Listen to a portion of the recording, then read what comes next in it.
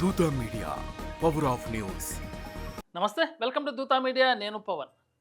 ఇండోర్కు చెందిన రాజా రఘువంశీ తన భార్య సోనంతో కలిసి హనీమూన్ కోసం మేఘాలయకు వెళ్లి దారుణ హత్యకు గురైన ఘటన దేశవ్యాప్తంగా కలకలం రేపుతుంది. ఈ కేసు రోజు రోజుకు కొత్త విషయాలు వెలుగులోకి వస్తుండగా తాజాగా వచ్చిన పోస్ట్ మార్టం నివేదిక మరింత ఆసక్తికరంగా మారింది.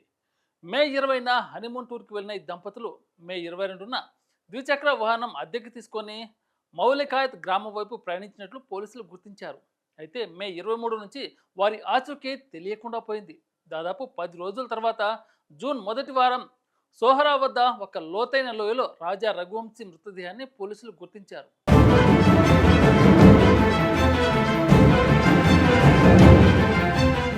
పోస్ట్ మార్టం రిపోర్ట్ ప్రకారం రఘువంశీ తలపై 2 తీవ్రమైన గాయాలున్నాయి.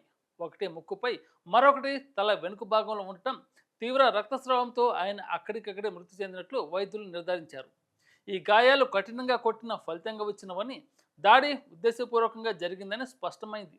దీంతో ఇది ప్రమాదవశాత్తు జరిగిన మరణం కాదని, పక్కా ప్లాన్తో జరిగిన హత్యేనని పోలీసులు భావిస్తున్నారు. ఈ హత్యకు రాజా భార్య సోనం ప్రమేయం ఉందన్న అనుమానాలు మరింత బలంగా ఉన్నాయి. సోనంకు రాజ్ కుష్వాహా అనే వ్యక్తితో వివాహేతర సంబంధం ఉందని పోలీసుల సమాచారం. అతడితో కలిసి ఈ హత్యకు పథకం రచించినట్లు పోలీసులు అనుమానిస్తున్నారు. ఇప్పటికే రాజ్ కుష్వాహాతో పాటు అతడి సహచరులు ఆకాశ్ రాజ్పూత్, వికాస్ అలియాస్ విక్కీ ఆనంద్లను మధ్యప్రదేశ్లో అరెస్ట్ చేసినట్లు మేఘాలయ డీజీపీ ధృవీకరించారు.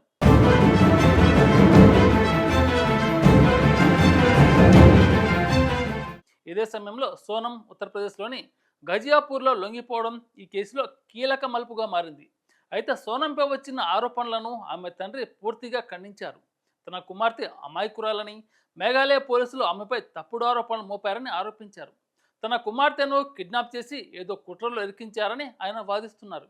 ఇంకా తనను ఎవరో బలవంతంగా తీసుకెళ్లారని సోనం ఫోన్లో చెప్పిందని, తాను గజియాబాద్కు ఎలా వచ్చానో కూడా తనకు తెలియదని ఆమె చెప్పిన మాటలు గుర్తు చేశారు. ఈ విభిన్న వాదనలు, 2 భిన్న కథనాలు ఇప్పుడు కేసును మరింత సంక్లిష్టంగా మారుస్తున్నాయి. ప్రస్తుతం ఈ కేసుపై పోలీసులు అన్ని కోణాల్లో దర్యాప్తు సాగిస్తున్నారు.